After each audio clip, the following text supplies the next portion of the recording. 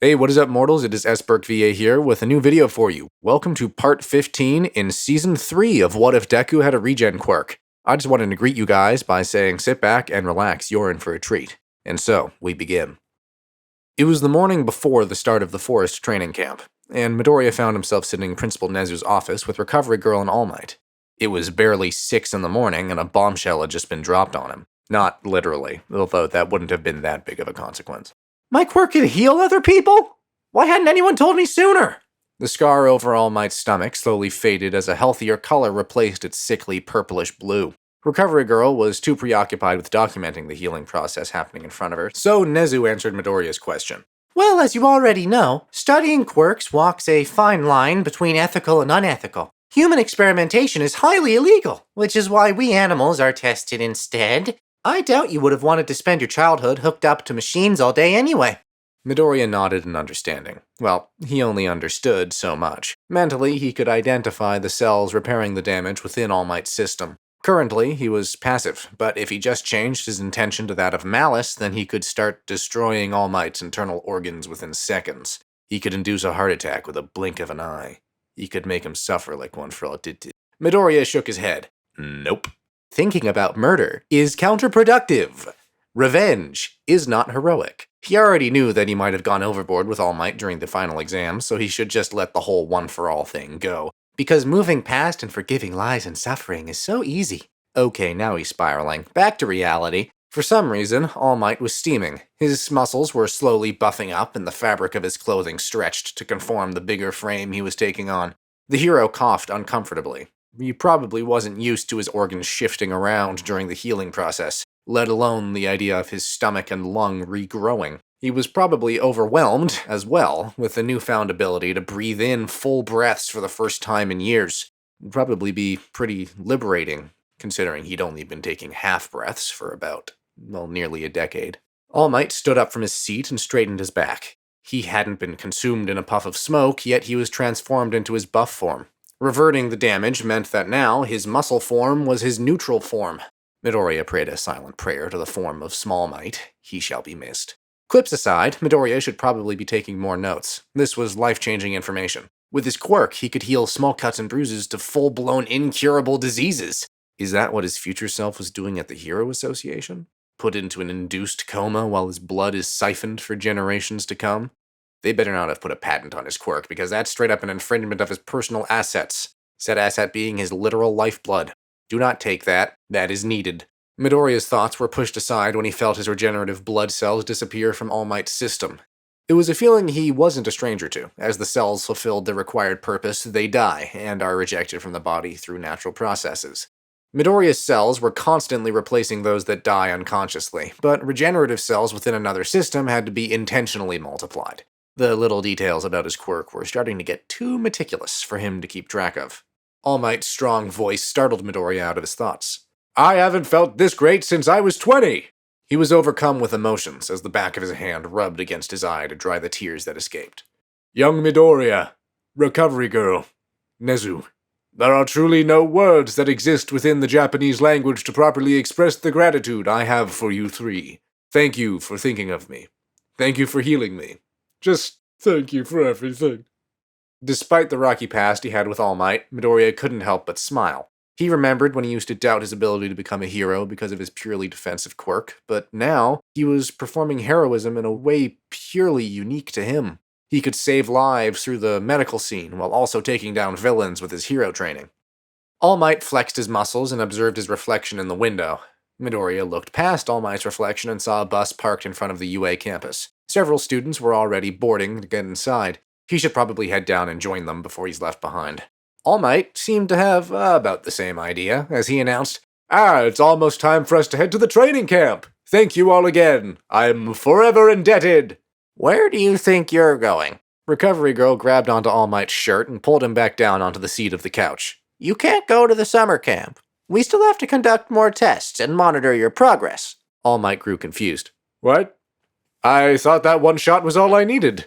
Wordlessly, Recovery Girl pulled up All Might's shirt to reveal that there was still a small portion of unhealed damage visible on his abdomen. Your treatment is not over. We don't know if there are any side effects from this type of treatment. so we're healing you over the course of a week. Defeated, All Might slumped into his seat. Although All Might wasn't going to the training camp, Midoriya still had to. So he excused himself from Nezu's office, grabbed his bags, and made it to the bus right on time. Midoriya took a window seat, and a couple of moments later, someone took the seat next to him. When he turned to see who it was, he was shocked. Shinso? Hitoshi Shinso from General Studies, the student that he beat during the sports festival, was now sitting right next to him on the bus. The bus that was supposed to bring the hero course to their training camp. But if that was the case, then what was Shinso doing here?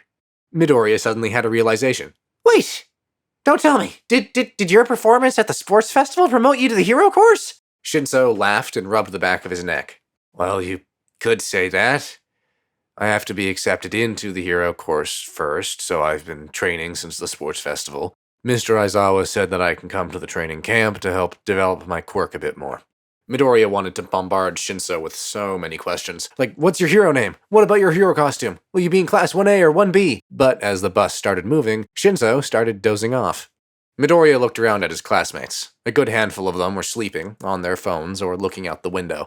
Not wanting to disturb the peaceful silence of the bus ride, Midoriya put in his earbuds and watched the new What If video from his favorite YouTube channel, We the Celestials. The last thing he heard before nodding off was an ad read from the video's sponsor, Honey. Honey is a free browser add-on available on Google, Opera, Firefox, and Safari. If it's a browser, it has Honey. Honey automatically saves you money when you check out on sites like Amazon, Papa John's, and Kohl's. Wherever you shop, it's a good chance that Honey can save you money. All you have to do when you're checking out at these stores is to click that little orange button, and it'll scan the entire internet and find discount codes for you. If there is a coupon code, they will find it. And if there's not a coupon code, you can rest assured that you are getting the best price possible. If you install Honey right now, you can save like $50 or $100 on your shopping, doing basically nothing. There's literally no reason not to install Honey. It just takes 2 clicks. 10 million people use it, and it has 100,000 5-star reviews. So unless you hate money, you should install Honey. Coming back to reality, Midoriya removed his earbuds as he felt the bus come to a stop. The time was 9:45 a.m. and the summer sun shone proudly in the sky. They had made a stop at a mountainside, and for miles all Midoriya could see were trees. The class was confused. Why did they stop in the middle of nowhere? Where was Class 1B? And why was there a mysterious black van parked next to them? Just then, the doors to the van opened and 4 people dressed up like cats jumped out excitedly, introducing themselves as the Wild Wild Pussycats. Midoriya had heard about them. They specialized in mountain rescue with each of their quirks: Earth Flow, Telepathy, Search, and Playa-Body. What caught Midoriya's attention wasn't the 4 eccentric heroes in front of him, but the child standing off to the side. Before he could ask anyone about it, though, Aizawa spoke up. The Pussycats will help us facilitate the week-long training camp. The camp, by the way, starts right now. Wait, what? The mountain behind the students suddenly began crumbling down as a landslide swept the students over the edge of the cliff. The students looked up at their teacher with betrayal in their eyes as they were now stuck at the bottom of the mountain with the campsite being several miles away. Aizawa simply said, "You can make it to the campsite in about 3 hours. Be careful, though. There are beasts in the forest." Wait a minute, beasts in the forest? This was supposed to be private property. How would they have wild animals running rampant in the forest? The answer to Midoriya's questions came in the form of a massive formation of rocks and dirt, sending Mineta flying into a tree. The beasts were constructed by Pixie Bob's Earth Flow quirk and took monstrous shapes, which moved as if they were conscious and alive. Midoriya dodged a strike as another creature attempted a follow-up attack. Luckily for Midoriya, he came armed and ready. He didn't have his hero costume on him, but what he did have was various throwing knives for emergencies. And if this wasn't an emergency, he wasn't sure what was.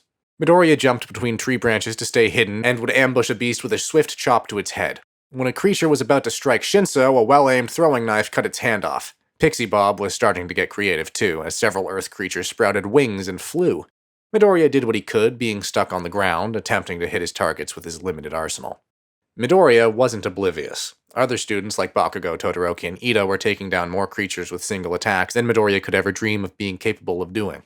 His attacks don't do much against dirt and rock creatures. Decapitating a human? Yeah, they're dead. Decapitating a sentient pile of rubble? It's a sentient pile of rubble. It's still alive. Or as alive as it can be, as a sentient pile of rubble.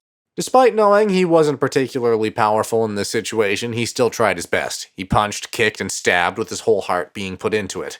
The creatures were being controlled by an experienced pro hero, so they weren't quite like taking down robots from the entrance exam. But Midoriya felt like he was still doing better than he did all those months ago. The sun beat down on him between tree leaves, but nothing was slowing him down. If there was anything Midoriya was good for, it was his inability to stay knocked down. Other students strained against their injuries while Midoriya pushed through. He was covered in sweat, filth, and dried blood, but other than that, he was completely healthy. He ran out of throwing knives a while ago, but he still used one for close combat attacks. The blade was jagged and dull, and he eventually lost it when it became stuck in a beast's eye socket. His fists hadn't been broken in a while, but punching a boulder definitely would do it. A sickening crack filled the air, and even the creatures seemed to hesitate as Pixie Bob was concerned for the teen. She had a lot to learn about Midoriya. He would destroy his entire body and mind to be a hero, because that's just who he is.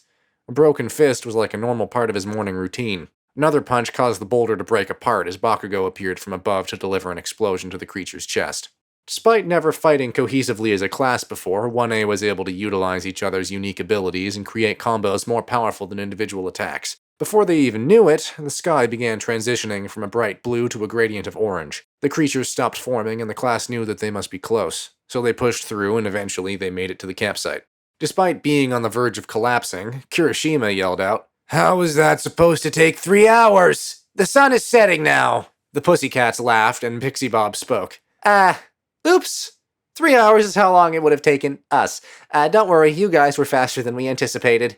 She looked at the exhausted students and pointed her claws at 3 students in particular, Bakugo, Todoroki, and Ida. You 3 in particular did very well. Has your experience with villains sharpened your skills? Ouch.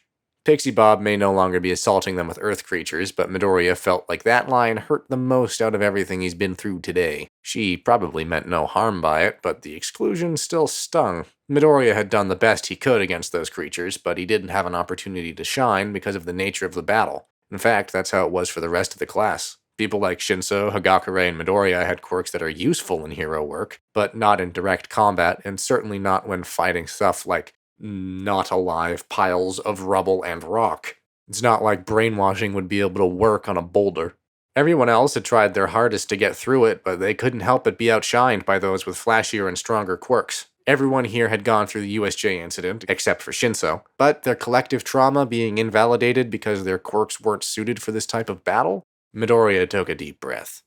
He was probably getting worked up because of the exhaustion. He really should be used to this kind of treatment. After all, Hero Society only really values flashy heroes, and he knew this. Midoriya was angry with himself, though. What the hell was up with him? He was supposed to be moving past his emotional baggage. Everything was going his way. He made it into a dream school. He defeated villains and saved lives. He has magical healing blood that can probably lead to world peace or something. So why was he getting so temperamental? It's not like his hero, unknowingly, maybe knowingly, almost killed him. Then he actually did die and meet his future self, which he still hasn't fully processed. Villains also have blackmail on him, and Melissa might hate him after she finds out what's on that SIM card. He also temporarily lost his best friend and has to pretend like things are fine now because they made up, so there shouldn't be any feelings left over, right? Then there's the fact that his stupid regeneration quirk wasn't good enough for hero work. He should have taken the hint when kids at school gave him that look whenever he told them his dream. The forced smiles and empty words of support, afraid to hurt Midoriya's ego. The nights spent crying, wishing he had his mother's telekinesis or whatever his father's quirk was because his mom would never tell him. But he can't be upset, because that's how the world is, and he has to suck it up or else he'd just be a crybaby Deku all over again. God, he hadn't thought of that nickname in years. It was short-lived, but ingrained itself inside the deepest parts of Midoriya's mind. Was he crying? He vaguely felt hot liquid flowing over his face. Just shut it off, Izuku. With a breath, Midoriya was back. He looked down at his hand and saw how his nails ingrained themselves into his palm. He rubbed the blood off onto his pant leg. He quickly blinked away the tears. Pussycats were saying something, but Midoriya was too out of it to process the words. The students suddenly started cheering, and he followed their excited steps into a dining hall. It was like a buffet in front of him. But he wasn't hungry. He was starving. He snuck off to the bathhouse to wash his face. No matter how hard he scrubbed, he still felt grime clinging to his skin. He looked at his reflection and watched as his expression grew angry. What was wrong with him? A loud crash echoed through the bathroom walls, and his reflection was now cracked and deformed. His fist was ingrained with shards of glass. The glass fell to the ground as his skin ejected it from his body. And just like that, there was no evidence of ever being harmed. He let his back hit the wall as he slid to the floor. He could only blankly stare at the fallen glass and drops of blood on the floor as well. He sniffled and wiped away his tears with the back of his hand. He should probably clean up the glass before everyone finishes eating. Oh, a child was looking at him from across the room. Well, this is awkward. Thank you all for indulging yourselves in all this information thus far. I hope you enjoyed it. Now, there are a few more things that I'd like to go over before the video ends. Firstly, I'd like to thank our patrons: BD Flames, Ethan Davis, Terry Chill, Shifter Meals, Adam Zagel, Zill, ZavBeat03, and Joshua Phelps. Secondly, I'd also like to thank all of our YouTube members: Toei Acosta, Rob the King, SithLord906, CF2364, and Knuckles, Rimuo Tempest, Angel Juarez, Donald C. Stewart, Bryant Greer, and Demonized Fox. Thirdly, if you're in the mood for some great storytelling, We the Celestials has you covered. Our We the Celestials, My Hero Academia, and Naruto What If channels retell the story of their namesake anime with a twist. Check it out if you're interested. Fourthly, on behalf of We the Celestials, I'd like to thank everyone involved in today's excellent content. Their details can be found in the description below. Lastly, if you're interested in what we do here at We the Celestials, I'd like to extend an invitation to join the team. The only caveat is that we only accept members from 16 years old and up to join our crew. You can sign up for whichever category fulfills your interests by joining the recruitment Discord using the link in the description below. We're always looking for members to join us. Well, that's it from us for today's video. So thank you all for watching, and have a great day.